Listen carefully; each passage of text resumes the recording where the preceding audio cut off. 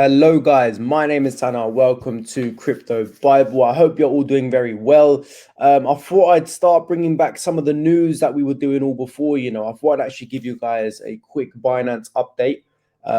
From what we know, there was a title that came out that I wanted to just show to you guys and read through it. It's all to do with Binance and the regulatory clarity that we were speaking about quite a while ago.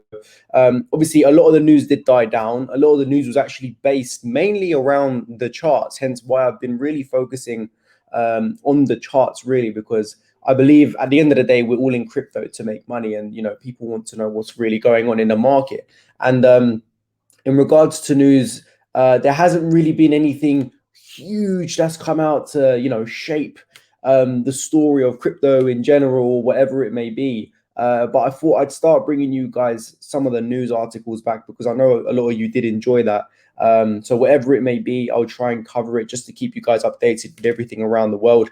And obviously today we do have a Binance update that I want to go over with you guys. So let's just get straight into that.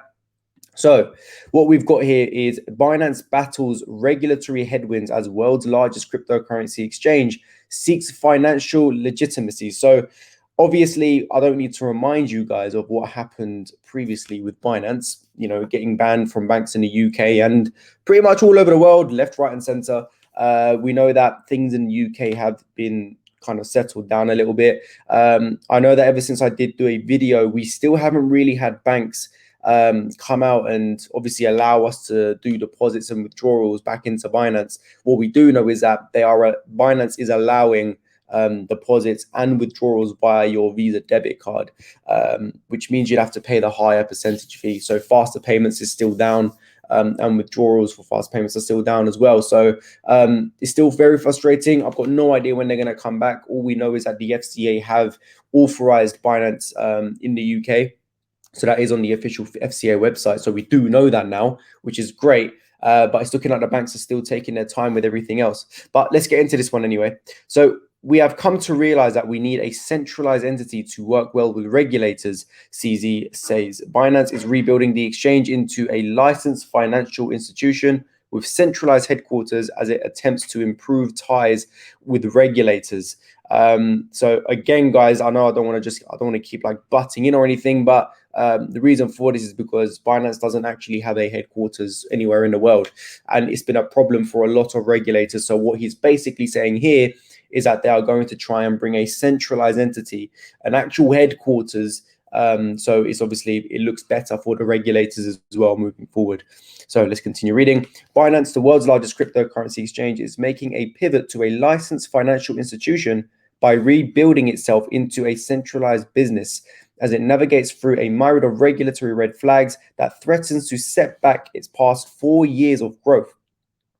The exchange, which has been hit by multiple regulatory warnings this year, including those in the UK, Hong Kong, Japan, Singapore, has started to initiate dialogues with regulators as it looks to win their approvals and distance itself from the ongoing wave of crackdowns on unlicensed platforms globally, said founder and chief executive CZ. As we run a centralized exchange, we have come to realize that we need to have a centralized entity to work well with regulators, said CZ in an interview with South China Morning Post. We need to have clear records of stakeholders, ownership, transparency, and risk controls. In building a centralized firm with headquarters, the spiraling exchange with entities incorporated in the Cayman Islands, but not for the purpose of running cryptocurrency business, would be disavowing the core ethos of blockchain, the backbone technology of virtual assets which seek to disintermediate centralized authorities. But as cryptocurrency's market cap has grown to $2 trillion US dollars, my apologies, too big for regulators to ignore. Players that have profited from the cryptocurrency Wild West in the past can no longer operate by simply hosting their matching engines on the cloud or by operating without a registered office. As the largest player in the industry, we need to prepare ourselves for the shift. We are making changes to make it easier to work with regulators. Binance is the world's top cryptocurrency exchange, according to Crypto Compare, with tracked close to 300 cryptocurrency exchanges. The exchange claims to have an average daily trading volume of $2 billion US dollars. Binance has made efforts to embrace best government practices, but has faced challenges. While it made many high profile hires recently, including former regulatory and finance executives in a bid to facilitate dialogue with regulators, not many have stayed long enough. Binance former US CEO Brian Brooks, the previous acting comptroller of the currency in the US, resigned in August after just 3 months in the job. Former Chief Financial Officer Zhao Wei, Vice Chairman of the LGBTQ social platform Grinder, also resigned. It recently hired Richard Teng as its Singapore CEO, a former director of corporate finance at the Monetary Authority of Singapore, where it is seeking payment and service license. So obviously they've hired quite a lot of people to get the ball rolling, but they're not really staying too long. So the debate is raging about whether cryptocurrencies should be considered as securities or means of payment.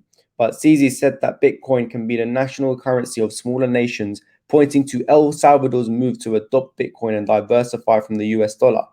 This month, El Salvador became the first country in the world to adopt Bitcoin as a legal tender, on par with the US dollar, the Central American country's currency since 2001. President Nayib Bukele said the move would help its citizens save some 400 million US dollars in remittance commissions a year, a claim that has been disputed by critics. The drastic move sparked off street protests as El Salvadorians grapple with Bitcoin's volatility. The price of the oldest cryptocurrency plunged by 17% on September 7th, the day it was adopted as legal tender, dropping at one point to $44,000 from over $52,000, snapping a 7-week rally from July 19th. Many regulators are concerned about the countries do have a national currency, but smaller countries are probably better off not having a national currency, says Easy. With finite supply of 21 million and the immutable nature of blockchain, Bitcoin possesses a lot of properties of hard currency that supports its use of a national currency. So there you go. As I said, it is mainly just to get a centralized entity somewhere, because that is one of the problems that regulators kept coming up with, is that they don't actually have a headquarters anywhere, and you need a headquarters. So that was one of the main issues that the regulators kept bringing up. So, and as we have seen over the past few months, Binance and CZ have addressed a lot of problems. For instance, like the FCA has said as well.